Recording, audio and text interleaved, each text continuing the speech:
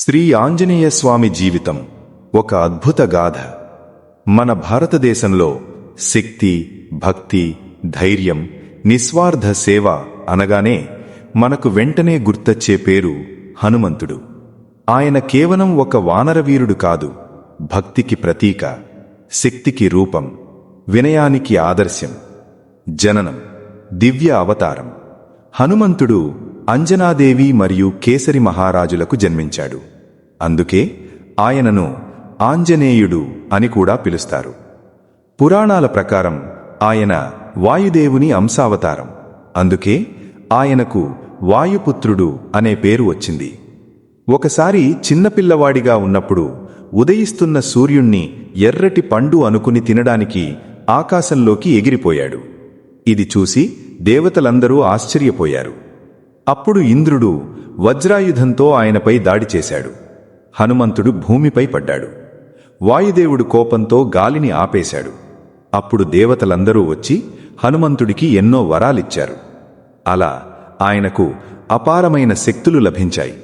విద్యాభ్యాసం. సూర్యుడి దగ్గర విద్య. హనుమంతుడు సూర్యభగవానుని గురువుగా తీసుకున్నాడు. సూర్యుడు ఎప్పుడూ ఆకాశంలో ప్రయాణిస్తుంటాడు. అయినా కూడా హనుమంతుడు సూర్యుడి ముందే వెలుకే ప్రయాణిస్తూ విద్యలు నేర్చుకున్నాడు. ఆయన 4 వేదాలు, 6 శాస్త్రాలు, నవరసాలు అన్నింటిలో ప్రావీణ్యం సాధించాడు. శ్రీరాముడితో కలయిక. హనుమంతుడి జీవితంలో అత్యంత ముఖ్యమైన ఘట్టం శ్రీరాముడితో కలయిక. అది జరిగింది కిష్కింధలో. అప్పుడు శ్రీరాముడు తన భార్య సీతాదేవిని వెతుకుతున్నాడు. రాక్షసరాజు రావణుడు ఆమెను అపహరించాడు.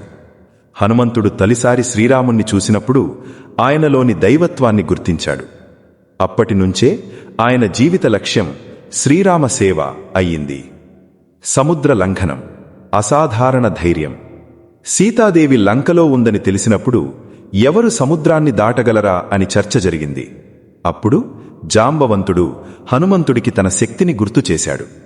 హనుమంతుడు తన రూపాన్ని పెంచుకుని ఒకే లెప్తో సముద్రాన్ని దాటాడు. మధ్యలో సురస, సింహిక వంటి అడ్డంకులు వచ్చినా ఆయన బుద్ధితో, ధైర్యంతో వాటిని జయించాడు. లంక దహనం.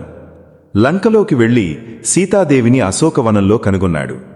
ఆమెకు శ్రీరాముడి ఉంగరాన్నిచ్చి ధైర్యం చెప్పాడు. తరువాత రావణుడి సైన్యం చేత పట్టుబడ్డాడు.